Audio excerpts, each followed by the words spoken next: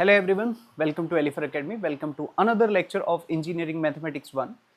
In the last lecture, we have discussed about the limit, its epsilon delta definition and the direct method also. Now, we are going to discuss the next important topic which is called continuity of the function, and continuity will be discussed in two phases like the limit. First one is epsilon delta definition, as you can see here, and we have discussed already that in case of limit fa function of a, functional value f of a is called L for limit. To demarcate that it is the definition of limit, we say fa is equal to L. But in case of continuity, we write it as f of a means limit value. तो देखो, पूरी definition पढ़ने से पहले just इस पर focus करिए आप. क्या लिखा है? लिमिट हो modulus of F x minus F A less than epsilon.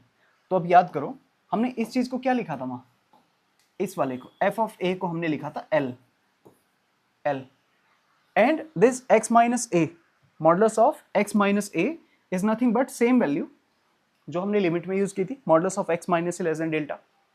तो वही स्टेटमेंट बिल्कुल सेम लिमिट वाला यहां पर लिखा हुआ है, बस यहां L फॉर लिमिट वहां स्पेशली लिख रहे थे, बट यहां f of a functional value लिखी जाएगी. ठीक है, तो यही डेफिनेशन देखो ऊपर लिखिए. Late f be a real valued function defined in the neighbourhood of a point a. Neighbourhood means a plus h, a minus h, right hand side, left hand side, तो उनके दोनों जगह पर वो फंक्शन डिफाइंड है, right. Then f is said to be continuous, और वहां क्या बोल रहे थे, then f has the limit L, ऐसे एक वर्ड यूज किया था हमने, limit L, but here we are using then f is said to be continuous eight a if for a given epsilon and delta greater than 0 such that f of x minus f of a less than epsilon. तो हमें यहाँ calculus के point of view से बस इतनी definition को ध्यान रखना है. जब हम इसको रियल एनालिसिस के पॉइंट ऑफ व्यू से पढ़ेंगे तो फिर मैं आपको एक एक चीज का डिस्क्रिप्शन दूंगा कि देयर एग्जिस्ट का क्या मीनिंग होता है ना. ओके, तो मीनिंग ऑफ दिस स्टेटमेंट क्या बैठता है हमारे हिसाब से कि anything which is less than epsilon is nothing but 0, means f of x minus f of a is equal to 0, and from there you will find f of x is equal to f of a. ऐसे means fx will tend to or approaches to f of a. f of x f of a को approach करेगा. कब approach करेगा? when this quantity x will be equal to a, or you can say x will approach to a. x a को approach करेगा.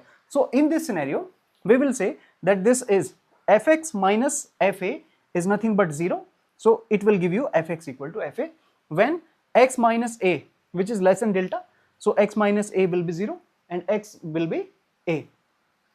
तो बिल्कुल limit की तरह ही डेफिनेशन है. जब इसको वेरीफाई करेंगे तो ये सीधा इससे लिमिट एप्सिलॉन डेल्टा डेफिनेशन से क्वेश्चंस की कॉन्टिन्यूटी को चेक करने का फॉर्मूला है. अब इसको लिखते कैसे, ऐसे लिखते हैं, देखो ये लिमिट वैल्यू ही तो है, limit value is equal to functional value, limit value, limit x tends to a, f of x is equal to f of a, limit value is equal to functional value. ये क्या कहते हैं इसको, limit value, इसको क्या कहते हैं, functional value. When limit value is equal to functional value, then function is said to be continuous. इसके साथ ही मैं आपको डायरेक्ट मेथड का भी थोड़ा सा कॉन्सेप्ट इसी के साथ सिखा देता हूं. देखो, डायरेक्ट मेथड में वही दोनों चीजें पुरानी है, right hand limit RHL, left hand limit LHL. सो RHL का ये फॉर्मूला पुराना, limit s tends to 0 f of a plus h, कोई इसमें नई बात नहीं है, बिल्कुल हमने पढ़ी हुई है, f of a plus h right hand के लिए, एंड लेफ्ट हैंड के लिए ये वाला फॉर्मूला आएगा LHL लिमिट के लिए, लेफ्ट हैंड के लिए. देख सकते हैं आप, limit s tends to 0, limit s tends to 0 ऐसे, limit h tends to 0 f of a minus h. तो जैसे कि हम पहले से जानते हैं कि any point x is equal to a होगा, और एग्जैक्टली उस पॉइंट पर पहुंच पाना, ये जो मान लीजिए पॉइंट है, तो इस पॉइंट पर एग्जैक्टली इसको अप्रोच कर पाना, अटेन कर पाना पॉसिबल नहीं होगा. ठीक है, ऐसे समझो. यस, तो क्या करते हैं हम, हम ये करते हैं कि इसके बाहर मैक्सिमम टू मैक्सिमम हम कहाँ तक अप्रोच कर सकते हैं, उस वाली वैल्यू को, ये येलो वाला जो सर्कल है, या फिर इसको मैं दूसरे कलर से बनाऊं, ऐसे बना देता हूं, ठीक। अब देखो ये वाला जो सर्कल है, या व्हाइट कर देते हैं इसको, ठीक है, अब सही। तो जो व्हाइट कवर है ना, वो ग्रीन कवर का मैक्सिमम टू मैक्सिमम उसकी सरफेस तक जा सकता है, एग्जैक्टली इस पॉइंट पर नहीं पहुंच पाएगा। किस पॉइंट पर नहीं पहुंच पाएगा? ये जो ये वैल्यू है इसके बिल्कुल बीचों बीच। तो x इक्वल टू ए, ये वैल्यू है x इज इक्वल टू ए, और इसमें जो ये स्मॉलेस्ट गैप आएगा यहाँ पर, इधर ये है प्लस एच, और ये जो स्मॉलेस्ट गैप आएगा इधर, ये है माइनस एच। तो इसको हम राइट हैंड लिमिट कहते हैं which is positive side, and इसको हम लेफ्ट हैंड लिमिट कहते हैं विच इज नेगेटिव साइड। तो राइट में पॉजिटिव, लेफ्ट में नेगेटिव। तो बस आप इस तरह से ध्यान रखिएगा कि राइट में पॉजिटिव होता है तो राइट हैंड RHL में a plus something h, and left में a माइनस h। तो हमने इन चीज़ों को बहुत अच्छे से लिमिट में पढ़ा हुआ है, तो अब डायरेक्ट इसको यूज करेंगे। One different and important thing is this, FV functional value.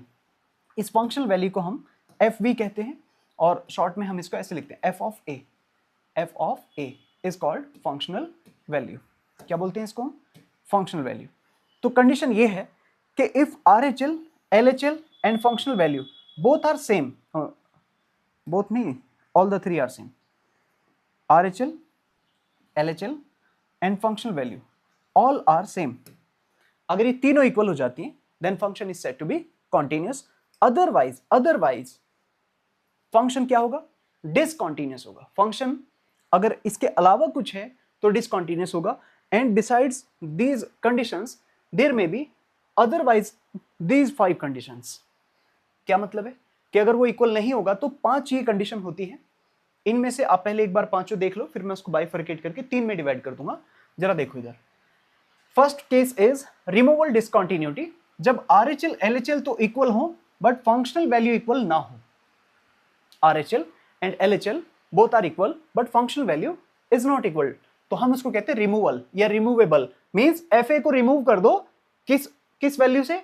जो RHL LHL की वैल्यू आ रही होगी, इक्वल जो बन रहे हैं वो, तो उसी से रिमूव कर देंगे तो फिर फंक्शन कॉन्टिन्यूअस हो जाएगा। That's why it is called removal या रिमूवेबल कॉन्टिन्यूटी, सॉरी डिसकंटिन्यूटी। आगे लिखा है डिसकंटिन्यूटी ऑफ फर्स्ट काइंड। देखो इसको ध्यान से पढ़ना, ये क्या लिखा है? फर्स्ट काइंड लिखा है। This is first kind. तो फर्स्ट काइंड का मीनिंग कि RHL LHL इक्वल नहीं होंगे, लेकिन दोनों के दोनों फाइनाइट होंगे। RHL and LHL not equal but finite आएगा उसका आंसर। कैसा आएगा आंसर? फाइनाइट। उनका आंसर होगा फाइनाइट। तो तब हम डिसकंटिन्यूटी को बोलेंगे ऑफ फर्स्ट काइंड। क्या बोलते हैं? First kind. तो पहली दो समझ में आ गई। रिमूवेबल जब फंक्शनल वैल्यू इक्वल नहीं है, RHL LHL इक्वल है। फर्स्ट काइंड डिसकंटिन्यूटी क्या होगी फर्स्ट काइंड की? RHL LHL not equal but both are finite. अलग अलग वैल्यू हो सकती है, एक की 1 हो एक की 3 हो, तो दोनों फाइनाइट है बट इक्वल नहीं है। ओके, आगे डिसकंटिन्यूटी ऑफ सेकंड काइंड। अब देखो इस सेकंड काइंड को समझना। Second kind, discontinuity of second kind. देखो सेकंड काइंड में क्या होगा साहब, जरा ध्यान से देखना।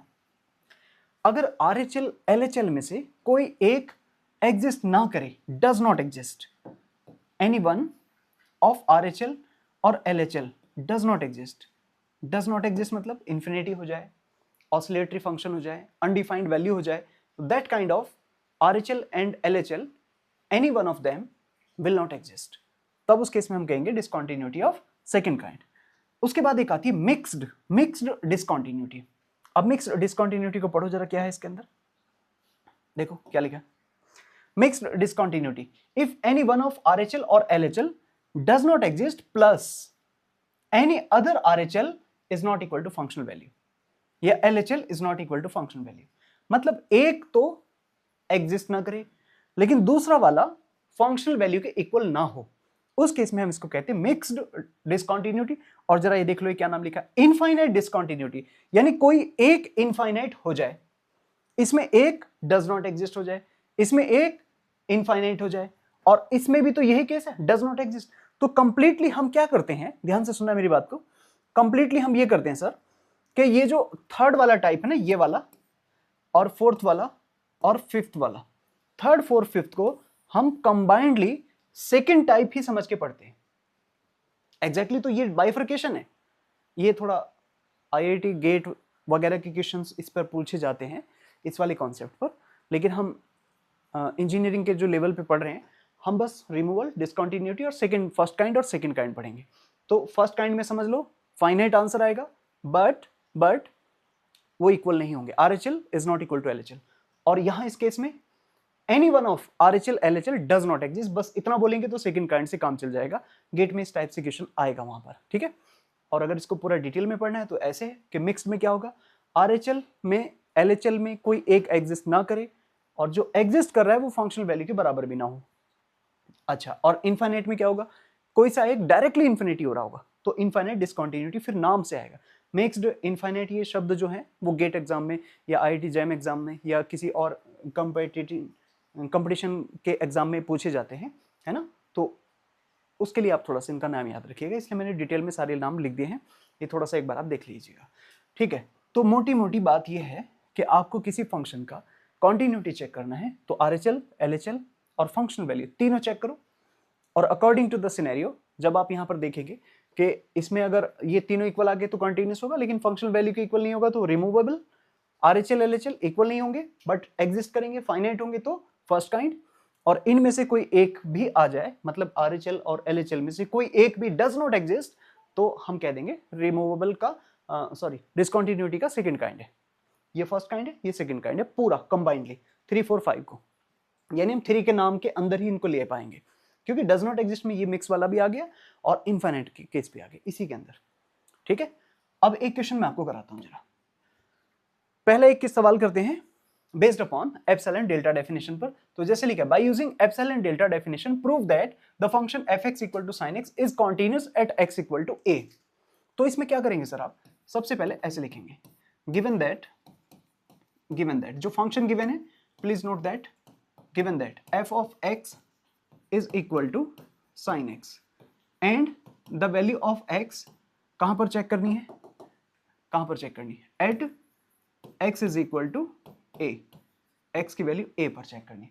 तो फंक्शनल वैल्यू कितनी होगी, देन फंक्शनल वैल्यू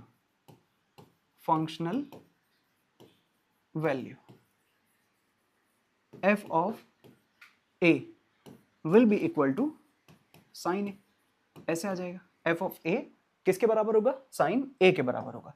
अब उसके बाद आप लिखेंगे by epsilon delta definition of limit of sorry continuity, limit नहीं कॉन्टिन्यूटी चल रही है अब, कॉन्टिन्यूटी, यस कॉन्टिन्यूटी। तो क्या करेंगे, ऐसे लिखेंगे, modulus of f of x minus f of a less than epsilon implies that. Now put the values of the function as well as the functional value. तो क्या आएगा, f of x मतलब sin x minus sin a less than epsilon like this. तो इस तरीके से हम इसको सिंप्लीफाई करेंगे। ओके अब जरा इनको ट्रिग्नोमेट्री के फॉर्मूले लगाकर सॉल्व करने की कोशिश करो। साइन सी माइनस साइन डी, साइन सी माइनस साइन डी का फॉर्मूला होता है 2 sign C plus D x plus a by 2 into cos C minus D x minus a by 2 ऐसे एंड लेस देन एप्सिलॉन। अब मैंने एक दिन आपको प्रॉपर्टी पढ़ाई थी, क्या प्रॉपर्टी थी कि देखो ये मॉडुलस है ना, इसको सेपरेट कर दो और हमारा जो टारगेट है टू शो, उसको नहीं भूलना। टारगेट क्या है, modulus of x minus a less than delta show करना, modulus of x minus a less than delta, इसको शो करना है। तो क्या करेंगे सर, देखो यहां पर इसके मॉडुलस को डिफरेंट अलग अलग कर दीजिए, जैसे मॉडुलस 2 अलग, modulus of sine x plus a by 2 like this अलग, into again modulus of cos x minus a by 2 and less than epsilon.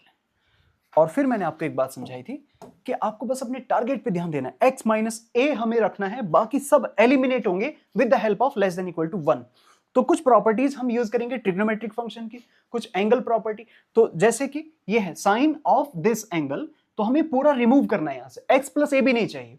तो हम क्या कहेंगे, लिखेंगे since modulus of any angle, जैसे साइन x प्लस ए है, plus वाला नहीं चाहिए हमको, x plus a by two is less than equal to 1। इसको अब कंप्लीटली इससे रिमूव कर दीजिए, इससे। बात समझ में आई?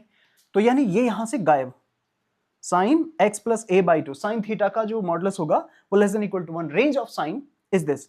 अब चूंकि हमें यहां पूरा का पूरा फंक्शन प्लस वाला नहीं चाहिए, that's why we are removing this by the analysis. तो ये वाला निशान देखो कैसे हो जाएगा फिर, देखो ऐसे। So modulus of f of x minus f of a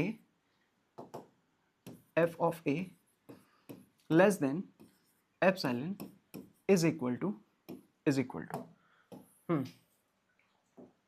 क्या कहेंगे, is equal to, yes it will become, देखो मॉडुलस 2 तो 2 बन जाएगा, मॉडुलस 2 का 2 बन जाएगा ऐसे, और वो जो हमने मॉडुलस में लिखा था वो 1 रहेगा ऐसे 1, और फिर ये दूसरा कॉस वाला अब हम रिमूव करेंगे, cos x minus A upon 2 like this less than epsilon.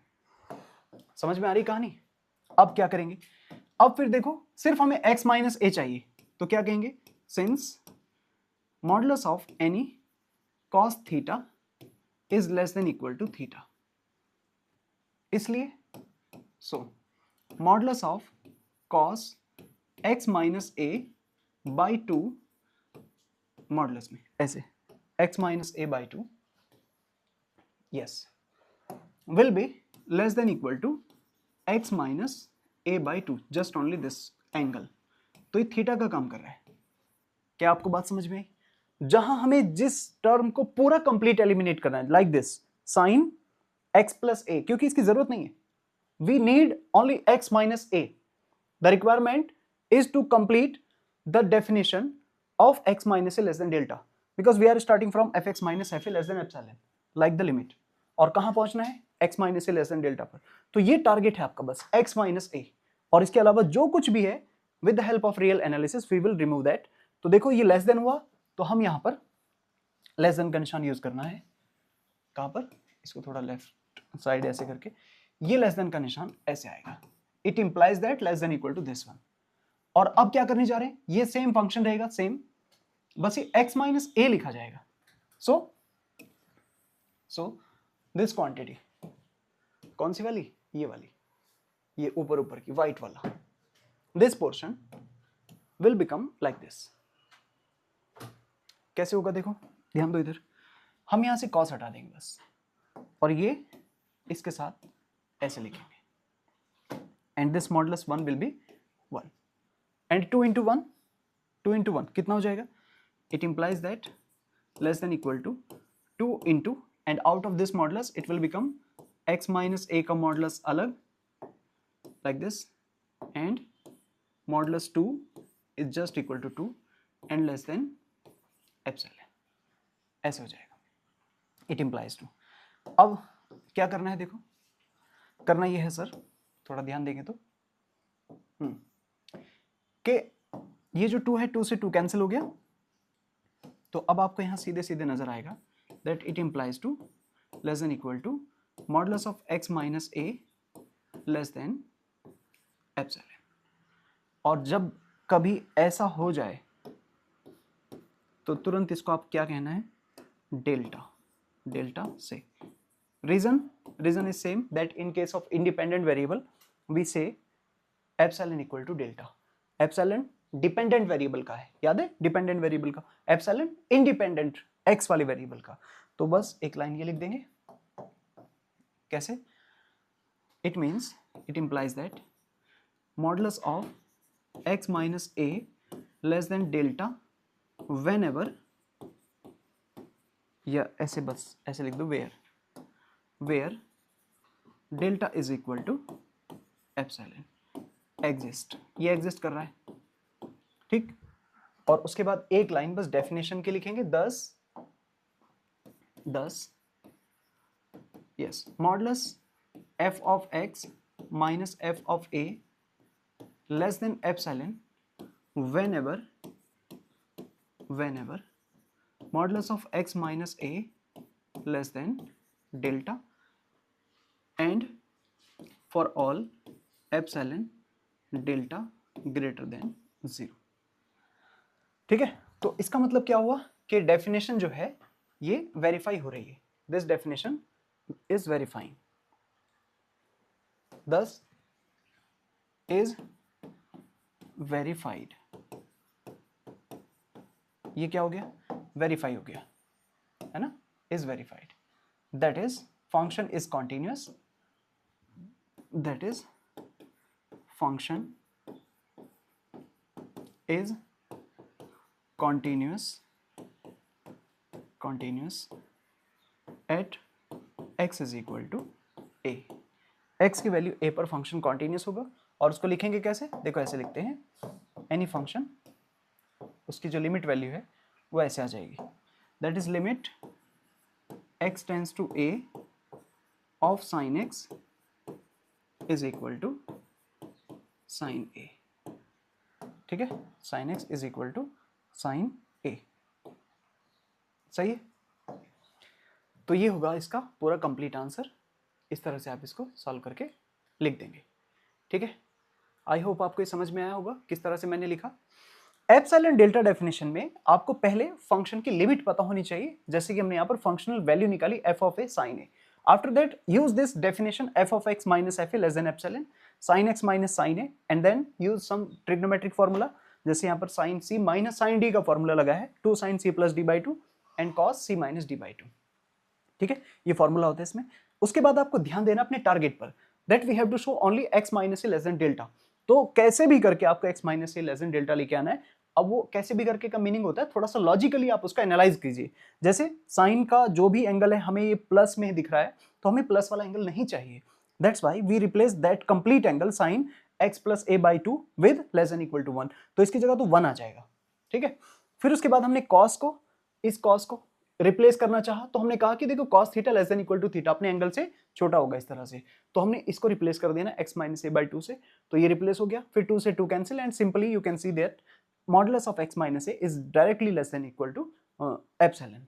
अब ये एप्सिलॉन जैसे ही x माइनस a बन जाए तो इसको हम आप डेल्टा कहेंगे, because epsilon is used in case of dependent variable y and delta is used in case of independent variable, right. और फिर ये डेफिनेशन हमने कंप्लीट करके लिखी, फिर कहा कि हाँ ठीक है इसका डेफिनेशन कंप्लीट हो रहा है, दैट्स वाई इसका आंसर होगा sin x is equal to sin a, जो हमने यूज किया था f ऑफ a की जगह।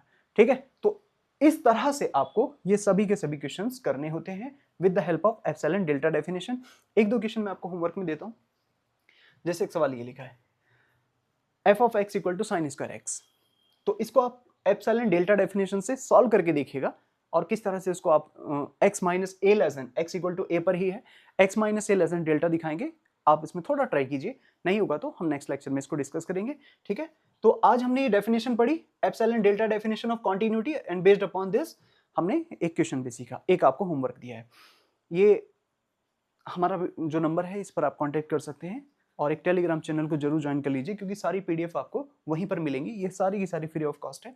और अगर आप कोई भी डाउट आपको पूछना है तो फिर ये सोशल मीडिया लिंक्स हैं, आप इन पर हमें कांटेक्ट कर सकते हैं। ठीक है, तो आज के लिए इतना ही, मिलते हैं नेक्स्ट लेक्चर में। Thank you very much.